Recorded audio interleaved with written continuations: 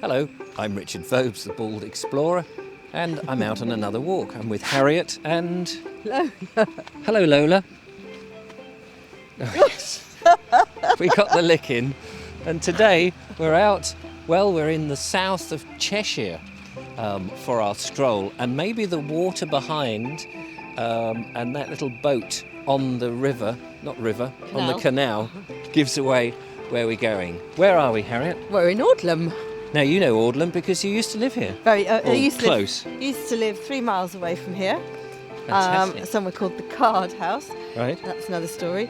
And I went to primary school here for about 3 years. Wow. Yeah. Well, there you go. Right next to the Shropshire Union Canal. And I remember when you used to have lots of friends to stay from London, because we'd lived in London before we moved here. And everybody used to love coming to see the canals. Walked them quite a lot. Right. Well, that's what we're here to do. So let's pass under this bridge, number 78, that goes under the road to Audlem.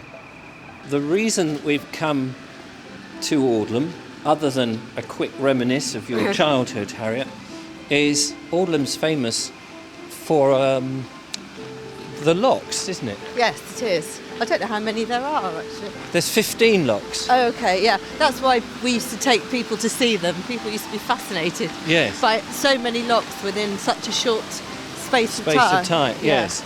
I mean, there's in this section that we're in, there's 10 locks, and the idea of the locks is it lowers the water level from the Shropshire Heights to the Cheshire Plains. Yes.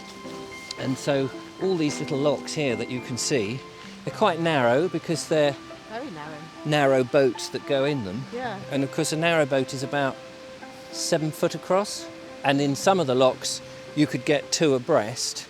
But I guess because there's so many of them in such a short space, it was much cheaper. For one, aren't they? Yes, it's much cheaper to have just one go through at any one time. And also the other thing is, imagine you're going through these 10 locks. It's like, is it on the Kennet and what's the other one? The Kennet and something canal, where if you've got to wait for somebody else coming the other way, it's better to sort of get into the lock, do your stuff, and come out the other end. That's the theory. But a beautiful place. It's all locked down at the moment, and I think you can't go along it because they're doing some repair work in the winter, and this sort of time of year is the time when the Canals Trust come out and start making repairs to the lock gates. And so, yes, the Canal and River Trust. Repair boat. And so they shut off a section of the canal, and then there's no movement really. I guess you can move between the 2 bits that they're repairing, but that's about it. There's something rather romantic about locks, don't you think, Harriet? Yeah. There's something rather magical. Yeah, it's a very, I suppose because it's a slow form of transport, there's something graceful, especially if you're travelling on those old narrow boats going up and down.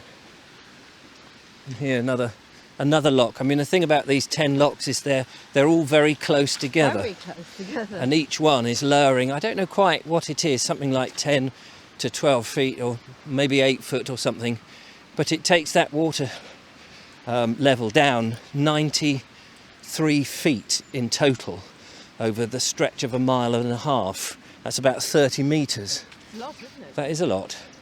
This is the Shropshire Union Canal, and the Shropshire Union Canal is a union, as the name says, because prior to that it was a number of independent canals, privately operated canals. The main trunk is 66.5 miles long, and it runs down from Ortherley, I think that's how you pronounce it, Ortherley, near Wolverhampton, and it goes right up to the Manchester Ship Canal at Ellesmere Port. So they were independent canals, and then in 1847, I think it was, they were effectively bought up by the Shropshire Union Railway and Canal Company. And the idea originally the intention was to turn the canal, the main trunk, into a railway. So they were going to get rid of the water, probably embank it, turn it into a railway. I never knew that. Unfortunately, that never happened. Yes. Which would have been a great shame. Do you know why that was? I don't know why. I think it was because of the coming of the railways, and the railways were seen as the big new way of moving things fast. Yeah. But the cost of doing it, presumably at that time, was too much. Prohibitive, yeah. So it continued as that's in the mid-19th century. So it continued as a way of getting goods across the countryside, particularly in the Midlands, which was a very busy place. Because you've got to remember that this was during the Industrial Revolution. Yeah. So the Canal Mania started in the mid-18th century, and the canals, as I say, were independent. And then in the 19th century, you started to see the beginning of the railways coming in, which had a huge impact on canals. But clearly here, it was still cost effective to keep these running, and so they did. Yeah. Of course. There was twice weekly along this stretch there were fly boats. These were boats that would be running at, well, they say at speed, but you can hardly call it speed, but they ran 24 hours a day. In other words, they also went at night. Lola. And they would pull up to 25 tonnes of goods, including butter, cheese, ham, grain, coal, and limestone for roads. Right. And part of that, they were pulled by horses. Yeah. Except the limestone ones, the heavy rocks, were pulled by donkeys. Oh, really? Yeah. Poor old donkeys. Yeah. From Audlem, I gather that every Saturday you would see cheese being loaded up. Oh. And they were taking the cheese up to Manchester.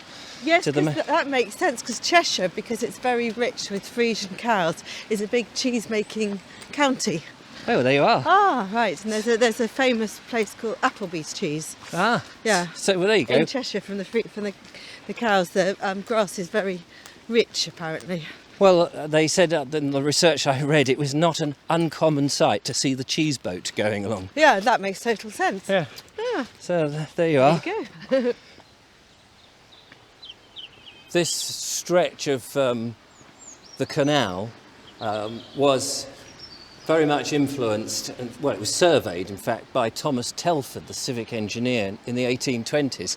Not only did he have a hand in the locks, but he also designed many of the bridges as well, and probably oversaw the construction of them all.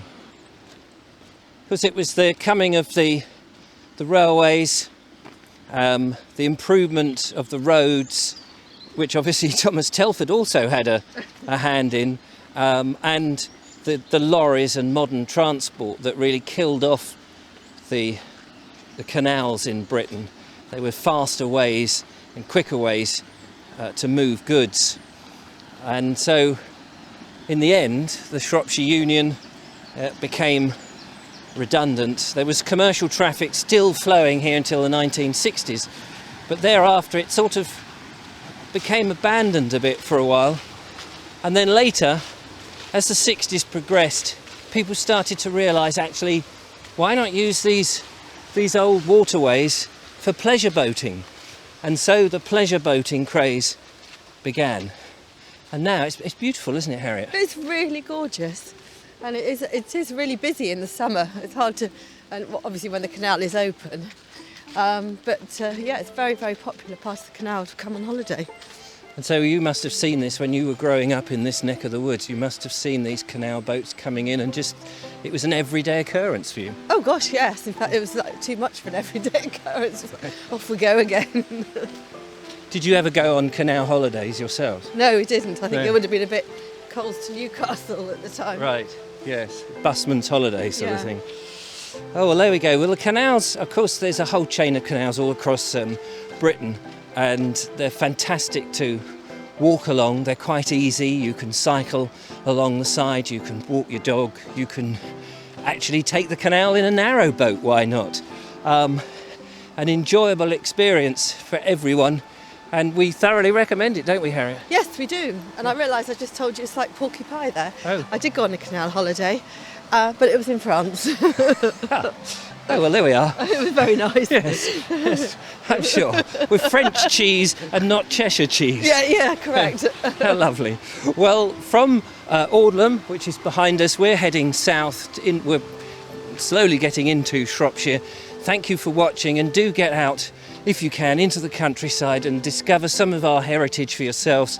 Places like the canals are fantastic. They're all different and they're all unusual, and you meet some great characters as well en route. So thank you, Harriet, for bringing me to your childhood home. Thank you. It's been another really nice walk. Very different from the last couple, but Yeah. very pleasant. Fantastic. And I think the sun is coming out, so maybe it's time for a pub lunch. Who knows? Till the next time, from Lola, Harriet and I, goodbye. See you soon. Bye.